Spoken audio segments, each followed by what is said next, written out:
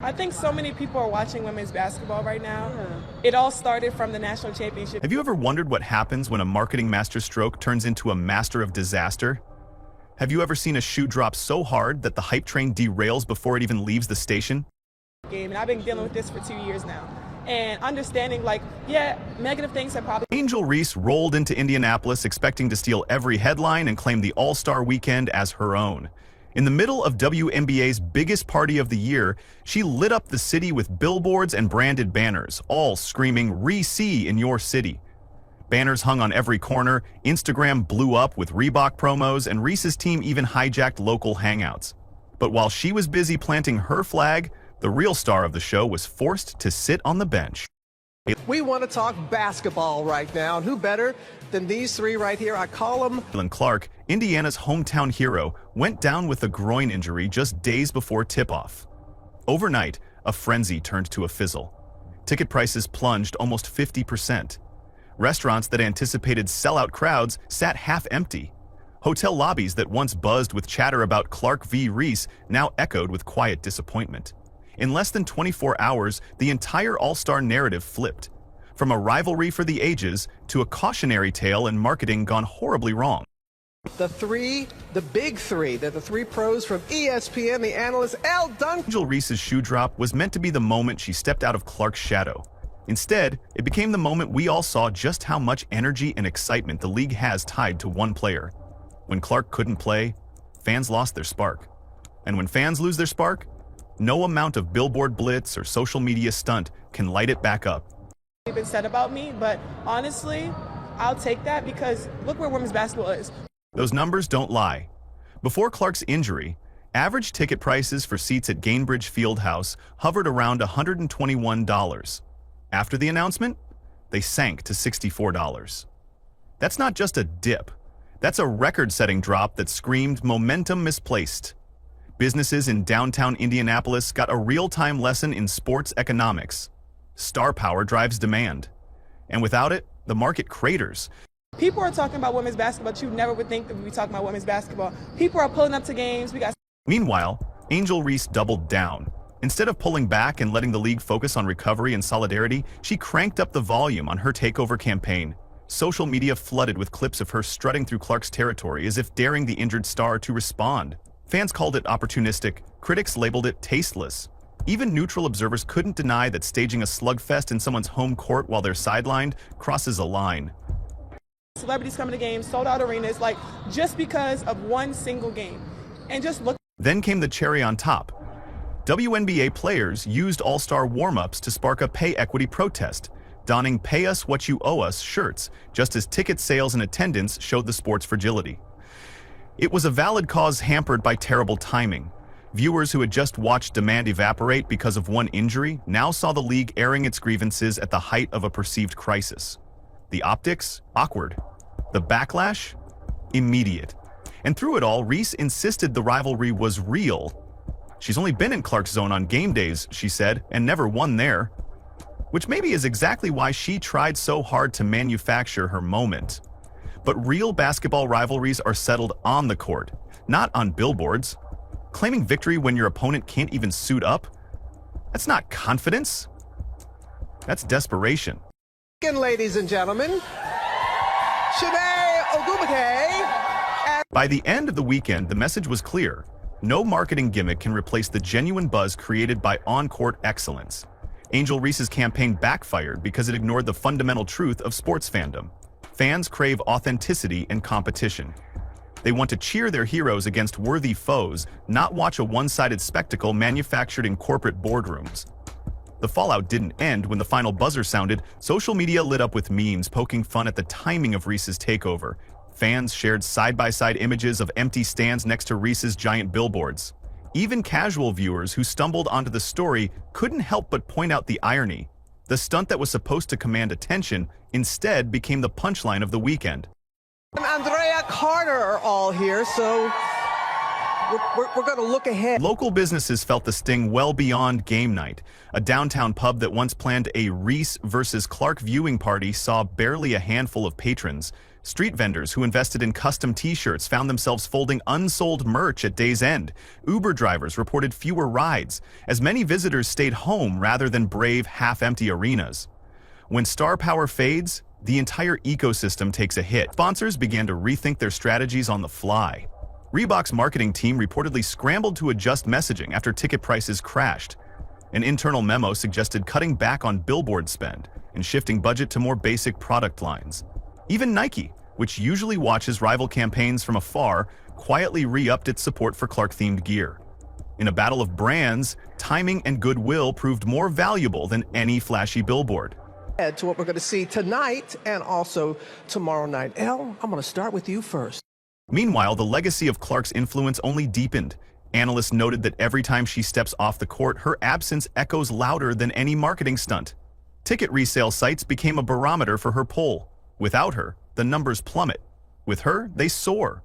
This weekend's data will be studied in sports marketing classes for years to come. It's a clear lesson that authentic connection outweighs manufactured buzz. Reese now faces a critical choice. She can lean into the controversy, doubling down on the rivalry narrative, or she can pivot toward rebuilding genuine support. A toned-down approach that focuses on her own trailblazing highlights rather than someone else's injury might win back skeptics. A heartfelt community event or charity game could show a different side of her brand. The ball is in her court. Will she rebound or keep falling? Yeah. I know these two love it when I do that. They're like, why can't I start? Why you got to start with Elle? When you see... The media's role also came under scrutiny. Pundits who once hyped the Battle of the Stars now admitted they oversold the narrative. National talk shows replayed blooper-style clips of Reese's promo trucks rolling through deserted streets. Critics argued that covering the stunt at all gave it undeserved weight. Some columnists even called for more coverage of real athletic achievements rather than PR stunts. At its core, this fiasco underscores a harsh truth about women's sports. Despite growing interest, the league still hinges precariously on a few marquee names.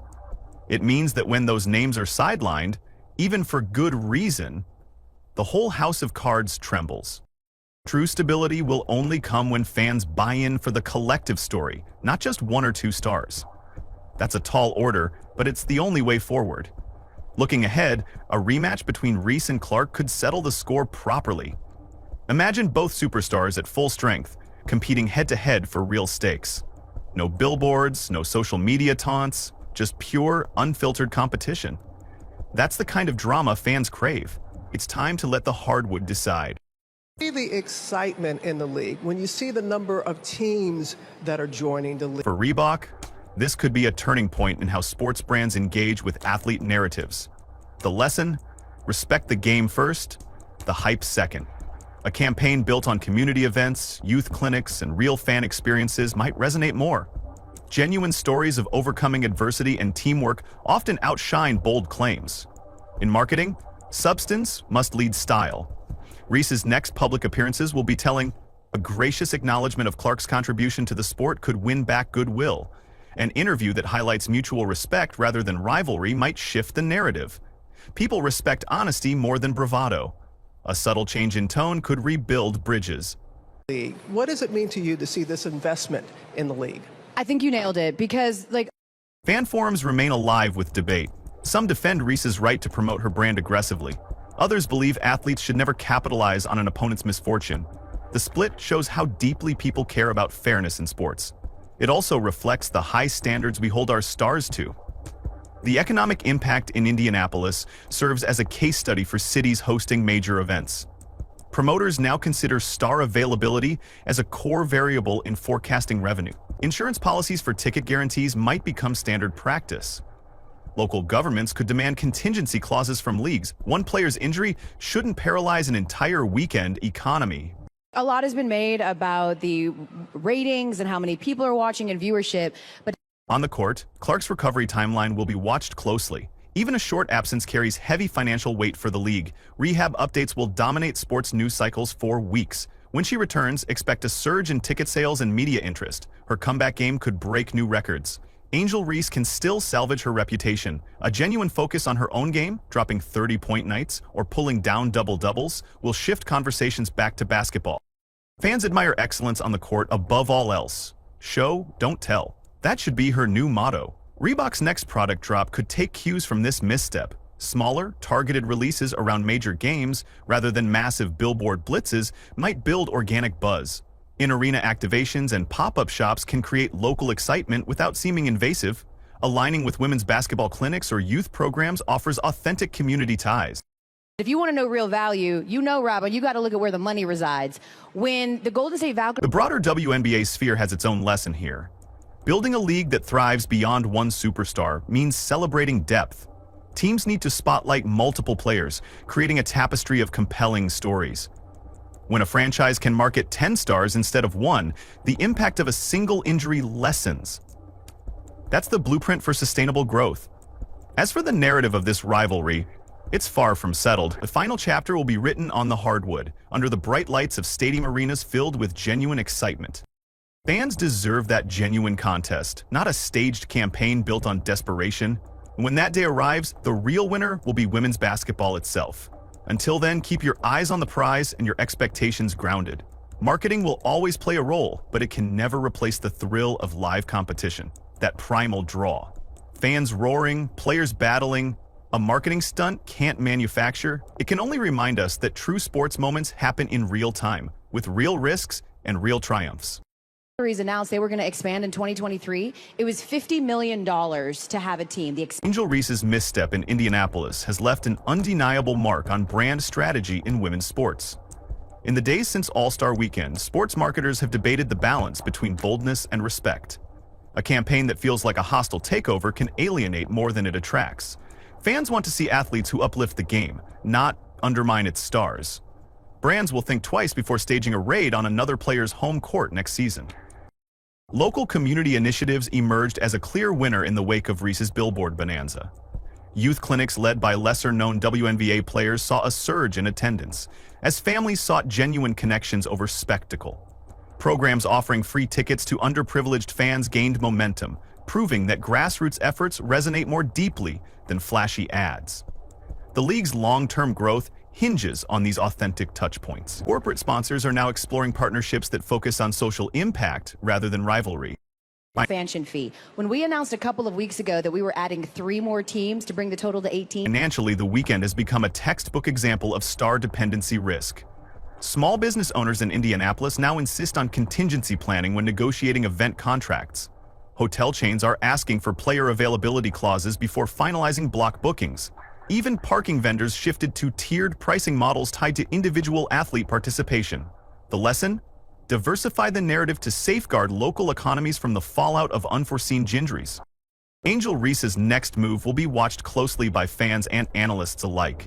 A pivot to community-centric marketing could rebuild her image far more effectively than another billboard blitz. Open practices, charity games, and local meet and greets offer concrete ways to re-engage supporters. Praising genuine sportsmanship, praising Clark's recovery journey, for example, would signal maturity and respect. In sports, character often outshines hype. Each one of those teams spent $250 million. On the court, the ripple effects are already in play. Teams are adjusting media guides to highlight multiple rising stars, reducing over-reliance on any single player. Commentators are weaving narratives around teamwork and depth rather than individual rivalries. Sponsorship packages now emphasize league-wide benefits, showcasing several athletes in joint campaigns. This collective approach strengthens the brand of women's basketball as a whole. Looking ahead, fans crave real matchups and authentic drama. A true head-to-head showdown between Reese and Clark, under fair conditions on a neutral court, would reignite excitement in a positive way. Until then, the focus should remain on celebrating the league's diversity of talent and fostering connections that endure beyond one weekend. If marketing truly wants to score big, it must start by honoring the game itself. Just to have a team in the W. Exactly. I'm not good at math, Robin. And from Fast forward to next season. Every new promo will be measured against Reese's Indianapolis flop. Will brands choose gaudy billboards or genuine fan experiences? Expect a surge in behind-the-scenes content, locker room access, training camp vlogs, and interactive Q&A sessions. Those authentic glimpses build trust far more than flashy slogans ever could. Meanwhile, fans are already plotting the redemption narrative. Social feeds buzz with Reese rebound logos, mock-up ads celebrating her comeback game. Podcast hosts argue she'll learn from this and emerge stronger. Even casual viewers admit they're curious to see how she adjusts her approach. What I understand, there was another 12, 13 investors that could have brought even more. So I think when we talk about... Ultimately, this saga proves that in sports, respect and timing matter. Angle shots won't win hearts. Memorable performances will. As the league evolves, campaigns that champion collective talent rather than one-upmanship will define success. And when Angle Reese finally silences the critics on the court, we'll all be watching. Photo value, we have to look at the money, and it is skyrocketing. Yeah, you know, also skyrocketing the play. Ups and billboards fade, but the memory of a game-winning shot lasts. That is where legacies are built. Angel Reese and Caitlin Clark both have the talent to leave an indelible mark on the sport. The question is whether they will let their actions on the court define them, rather than clever slogans off it. Fans are ready and waiting for that answer. Play on the court. So, Shanae, here we are about halfway through the season. Drop Baby Giraffe in the comments if you think Reese can turn this around, or if Clark's next return will solidify her as the WNBA's unshakable centerpiece. Remember to like, subscribe, and ring that bell, because the real story is just beginning, and you won't want to miss a single moment.